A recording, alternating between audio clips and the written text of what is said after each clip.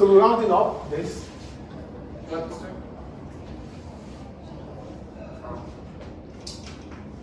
Ways to build a brand. Now I'm quickly going to go back to when he was saying you can't charge a premium price.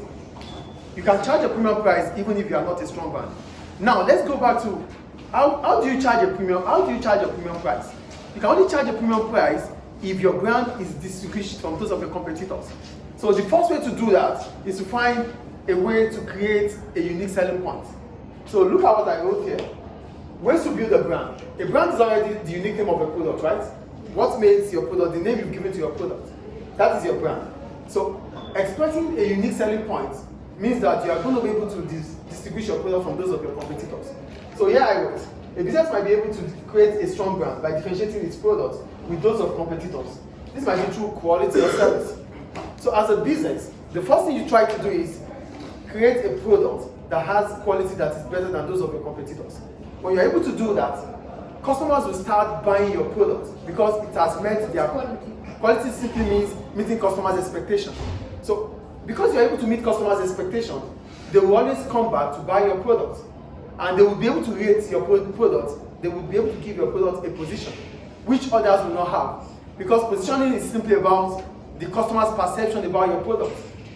So as soon as you're able to give a quality service or a quality product, customers get emotionally attached. They won't stop buying from you. So because they continue to buy from you, you have created a brand in their mind. What other things is it? Services. Other things about exploiting unique selling points. Another way to do a unique or to bring about a unique selling point is to the product itself, the look of the product, the packaging of the product. Those services you give to your product that competitors are not able to give to your product. These are what unique selling point is about. Whatever you could do that makes your product different from your competitors is a unique selling point. Just make sure it is not the same as those of your competitors. This is a school, right? This school has its own unique way selling to you guys. Other schools have their own way. Because if they don't have it, then all schools are the same. But what makes them to look different? What makes you guys to choose here? You would have chosen here based on the fact that it meets your expectation. This is what unique selling point is about. Do we get it, please? Yeah. Do we understand, please? Yes. The second one, advertising. Advertising is about creating awareness about your product. So as soon as you start letting people to know about your product, you remind them about your product. You reassure them that they were right to choose your product. It is a sort of letting them to always come back to you. So the brand is not going to just come. A strong brand comes with customers. It's about the customers.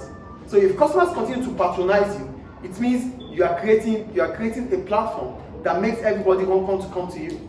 So being a strong brand will not come because your product has quality. A strong brand will come because a lot of customers start coming to buy your product. So it's about the perception of customers, how customers feel about you. So if customers start feeling that your product is good, then it's good in the eyes of everybody. So that brings a strong brand. So now, when you advertise, when you continue to advertise about your product, it means you are creating an awareness about your product. It means you are reassuring them that your product is still in existence. It also means that you are telling them that, oh, you were right buying our product.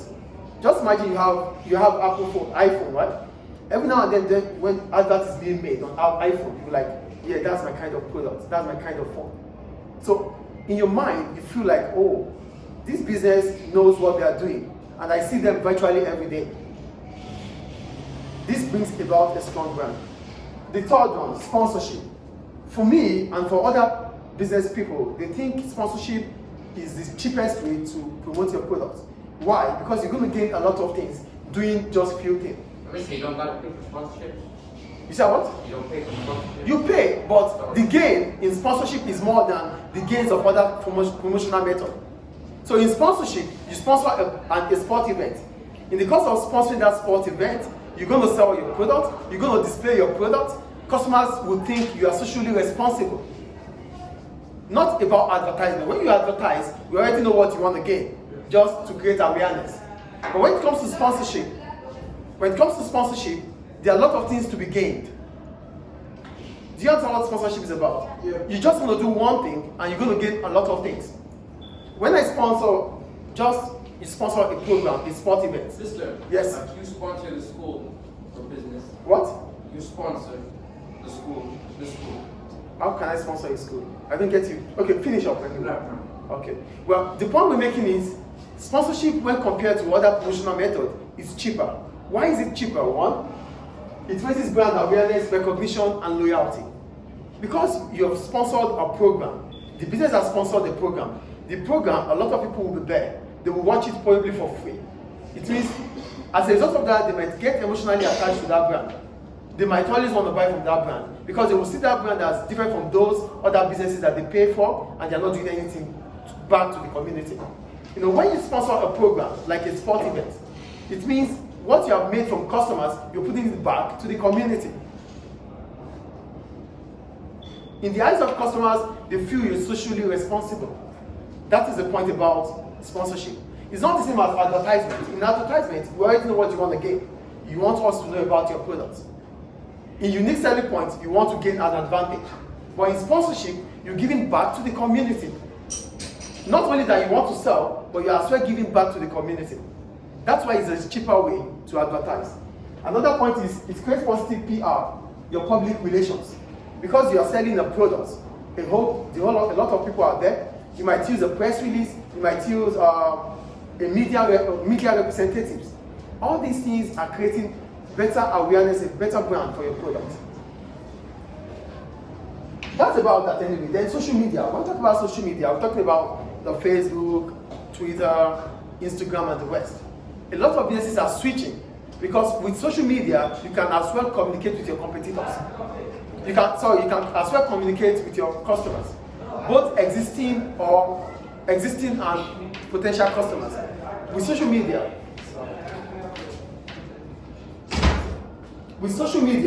it's a platform that allows you to communicate with your potential customers or existing customers.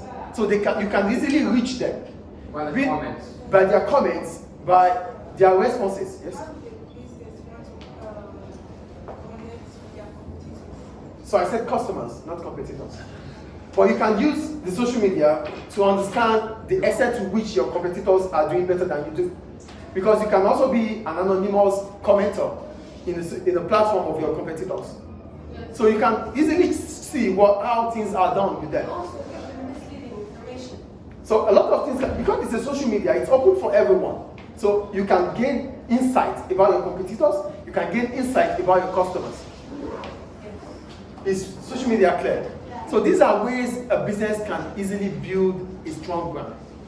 You can use your unique selling points, you can sponsor the program, you continuously advertise, create awareness about the product. If you are able to do all this, the perception of customers about your product, about your service will change. Then your brand becomes stronger, then you can have a competitive advantage over your competitors. Is it clear? Yes. Thank you. We'll stop here.